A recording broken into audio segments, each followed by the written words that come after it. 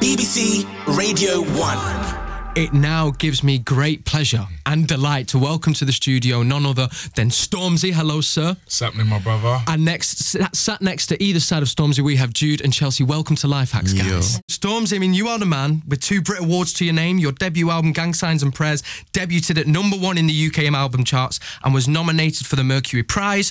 You've also had MOBO Awards, you've won the Ivor Novello Album Award and a BBC Music Award too. Okay. So first of all, let's just look at that for a second. That's not bad. He's doing all right. It's not bad. It's not bad. Now, you know, most people will go, we're doing okay then, but we do not stop there because you've got a brand new book coming out. Yeah. This is a direction we've not seen you going before. It's called Rise Up, the #Merky story so far. Yeah.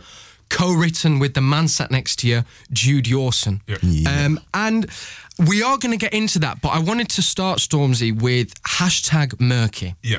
Because from my research and what I've kind of been reading in your vision and the kind of path that's laid before you, it's kind of like an umbrella, #Merky, with a lot of strands coming off it. So, first of all, what is #Merky? I'm not afraid to admit that I'm not too sure what I want it to be in terms of like where I want to take it, in terms of like giving it a simple like definition of #Merky is this. I don't know what I just want Merky to be this thing that can thrive in any industry and kind of be this umbrella that anything can fall under. Do you know what I mean? I don't want to like limit my ambitions and my dreams to like it's this. I'll just say Merky is the brand that hopefully allows me to fulfill many dreams and ambitions that myself and my team have. So. You're not just kind of pinholing it to be one thing. 100%. I mean, that you can go absolutely 100%. anywhere. So the idea between like having like a #Merky, the brand, as like the umbrella for all of the work that myself and my team do is, I've always seen my career as an artist and a musician.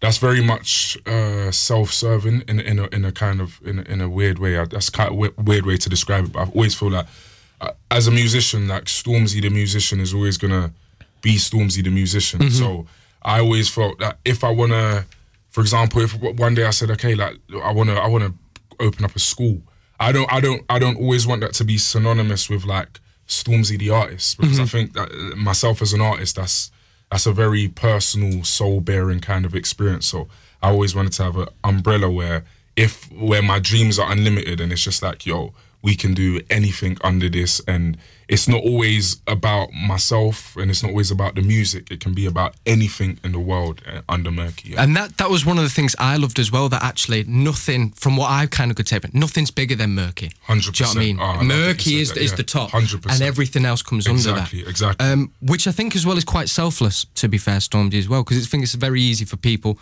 to put themselves as the focal point. Thank you.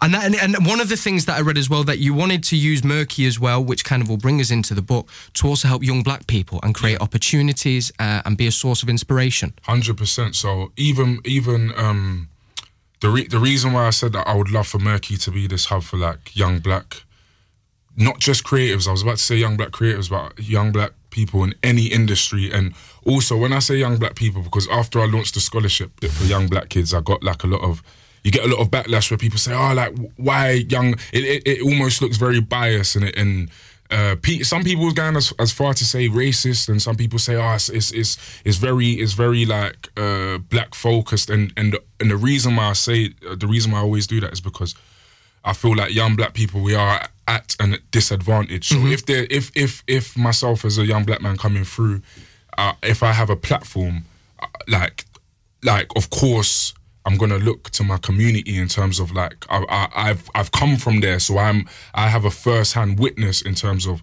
like the barriers that we face as young black people. So that's where it comes from. It's the fact that I've come from a black community and I'm now in my position, and it's like I've always understood that the playing field isn't level. No. So 100. So as much as Merky is this like embassy for people to kind of come through and realize their dreams, it's not just for young black people to come through. Hopefully, like Merky is this umbrella for the world, like humanity. But when you say that, it always sounds very like kumbaya. Like no.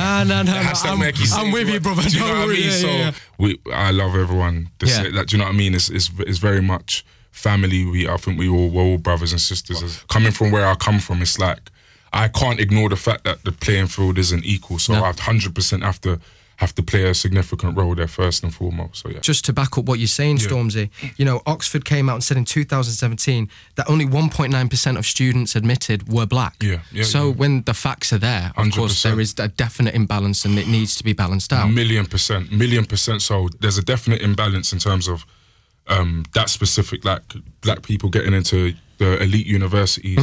But I think all over the spectrum, the imbalance is very clear to see. That's why I've always got to make a point. At first, even with the scholarship, I did have quite a firm stance in the sense of I didn't feel the need to explain like my stance of like having a scholarship that's only for young black students. But as the more backlash that came, I started to understand that it's a deeper rooted problem of that people don't actually understand the imbalance. So if I'm trying to do something that kind of bridges a gap, it's a bit difficult when people don't actually see a gap. So it doesn't look like you're bridging anything. It looks like you're flipping doing. You're actually being biased, and you're not bridging a gap. You're actually just helping the community more than you're helping another one. And it's like, yo, I've actually got to explain the fact that there's a gap. There's a massive gap here that. And it's not everyone's fault that they don't understand that gap. Do you know what I mean? So it's not everyone's fault. So I thought, I genuinely have to explain that, yo, there is a barrier for young black people. So I've just always got to reiterate on that and say, yo, this isn't bias. It isn't discriminatory. It's none of that. It's literally just trying to bridge the gap to make it an equal playing field. And there's actually a wicked quote that I'm not sure who says it. I'm not even sure if it's the right quote, but there's something about if the fight for equality can almost look like injustice because people don't actually know that there's no equality. You know what I mean? So when you fight for equality, it looks like, oh, you're being all of these things, and it's so Well, the thing that you're talking about as well is it's been ingrained. Pardon me. It's been ingrained in society for years, you know, and this kind of problem, 100%. And people haven't known it's about, and people haven't seen it, and it's one of those things until it's either shouted about or someone points it out to you. I don't think they're ever going to realise. There's an ignorance. 100%, and even. So I remember when I first announced the scholarship, at first I was kind of like, no, like anyone who even thinks it's racist or anyone who thinks it's biased, it isn't even worth an argument because that is so ridiculous. But then as I was getting a lot of messages, and as the day went on, a lot of people were messaging me and being very genuine. They were saying, hey, Stormzy, I'm a big supporter of what you do. I love this scheme, but could you please explain to me why it's only for black students? And that's when I noticed, okay, there's an actual educational thing like where people genuinely do not understand, you know what I mean? So it's all of these things working towards a common goal, do you know what I mean? These are little tiny things on like a big breakthrough that, God willing, happens sometime soon, do you know what I mean? The book, Stormzy. It is called Rise Up, the #Merky story so far. Now, one of the things that I took from this was, you say the story so far. That's very exciting because it feels like we're just at the start of your journey 100%. And you've already done so much. 100%. How did this all come about? So it's actually quite a wicked story. It's come around full circle. So me and Jude have been following each other on Twitter for about 5-6 years now. I'm talking proper grassroots, as in when I first started putting out music. Jude's from my area, so he would have been like, as in the first batch of people to know who, like, there's an artist called Stormzy coming through because he's from my area. So we had that kind of word of mouth going on in the area. So Jude followed me, I followed him back. We're talking years and years ago. Proper casual interactions of like, he'll share my music, big me up, I'll see his post, I'll big him up, like proper casual interactions. And then I always used to see him writing blogs, reviews, essays, loads of different writing things. And I always used to think, you're really, really, really, really good at writing. Like really, as in, if I'm being dead honest, because I always considered myself a writer. Like from school, I always said, yeah, man, I think my pen's all right. So I'm watching his pen and I'm saying, flipping it, that might be better than mine. Like, he's really good. So I remember I DM'd him one day and I said, yo, like, are you ever gonna get into writing? And we had a brief conversation about that. And then I contacted AK, my brand manager, and I said, yo, like, is there a way we could have like a platform, like, or like a book label where like we can like sign books, or like we can, if someone has a wicked book idea, they can come to us and we can publish it. And then lo and behold, we're here, #Merky Books, like years later. So yeah, it's come around full circle. Beautiful. I mean, Jude, how's the journey been for you getting up to this point? Yeah, it's been nuts. Like seeing Stormzy progress, as he said, from them times, it was like literally grassroots, and there's so many people that have like aided the process, and being able to witness him like transition through these different phases has always been inspirational. So it's like every step he was taking, and also this like idea of like young black British community that's building essentially together. It was like watching him accomplish all those things. I was thinking it's definitely like possible for me to get into a situation where I can also like show my skill. So when he hollered me and said that this year, this is the year, like in January, he must have just DM'd me and said, yo, like I want to put this together. I'm going to put you in contact with Akua and then we'll get things underway. And I was like, cool. And then got to like April, then yeah, like the work started. And then it was like, from then, I've basically been a writer, just like purely writing and working on this project. So piecing that all together was just like added even more like skill to my set. I mean, the book is out now, and that means, Jude, I mean, you are a fully fledged author. You're out there. You go down Waterstones, other bookstores are available. Your name is there, co-written on the book. I mean, did you ever think, you know, I guess if we go back 4 or 5 years, did you think that was a possibility? No, and the reason being is like Stormzy was saying about like the scholarship.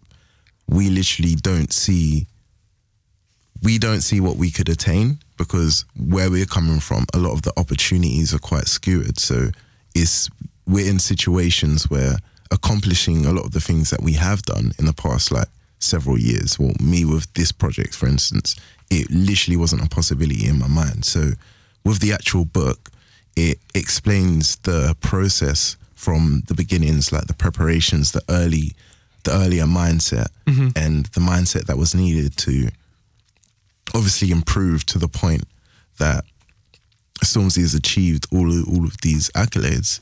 And it's just been like really interesting to understand like the whole process through the team. As you were saying, it's a very selfless thing. And we looked at the Merky team in a whole.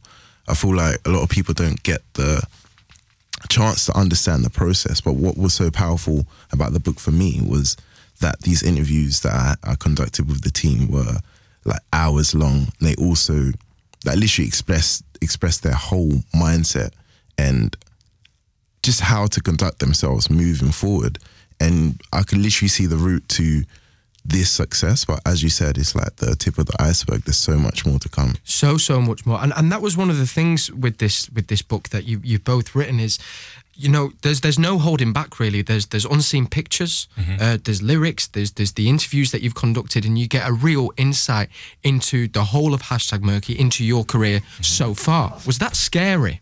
Because you kind of are laying yourself out there and putting it all on paper. Yeah, 100%. And I think the reason why it was so scary is because I think you're not always so sure of how good your story is. Do you get what I mean? Yeah. As in I could have spoken to Jude for hours, the whole team could have spoken to him, and then it gets collated into a book, and you could kind of think, like that's I'm not too sure how sick a story this actually was. So it was kind of trusting our own truth. I got asked earlier today, someone said, your journey to Merky, like how was it? And I said, I never like woke up one day and had this proper incredible story of, okay, March we're gonna go and get a manager, and then in October we're gonna get a PR, and then okay, we need to do this, and it like a very like military operation. As much as there's been elements of that, it's really just been like a young 22, 23-year-old kid trying to figure it out. Yeah. Do you know what I mean? And I was like, I don't know how sick a story that is. Like there's times I didn't know what I was doing. Yeah. There was times I wasn't like this strategic, like flipping genius navigating through my career. I was just a kid trying to figure it out. I was just a MC trying to write a bar. So I wasn't sure how it was gonna sound or how it was gonna look, but I just had to trust my truth. And then when it all comes together, that's what I'm most proud of, the fact that it's truth. Yeah. It's not this polished story of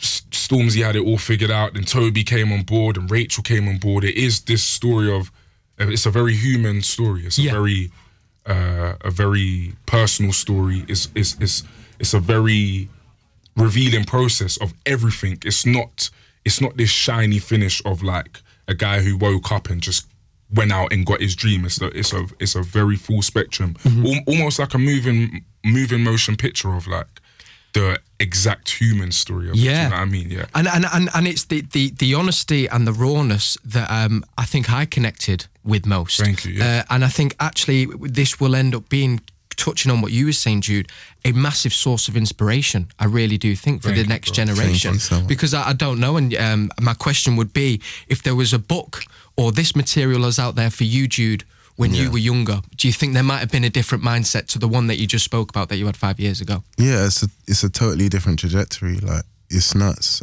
There was one example, yeah. So I've got a little, like a nephew. He's 13 years old, and 13 was like at an age where things are so impressionable. You're not sure about life. You're not sure about the opportunities ahead of you, and the areas that we're coming from is quite limited. So of course, we literally weren't seeing past GCSEs, most of us. And when I was speaking to my nephew and he realised I was doing this book, he was like, oh, like, when can I meet Stormzy? When can I go on tour? Like, I want to make peas. And I was thinking, bro, you're 13. Like, like, when I was 13, I didn't have that mentality because there was like no one there. And so, yeah, I feel like for him, just seeing that this book is a possibility, it's a grand thing. And the interconnectivity between like our communities, there's so much inspiration to be had. Now it's just about documenting the whole process and being able to host it somewhere where it's like, look, you can go buy it.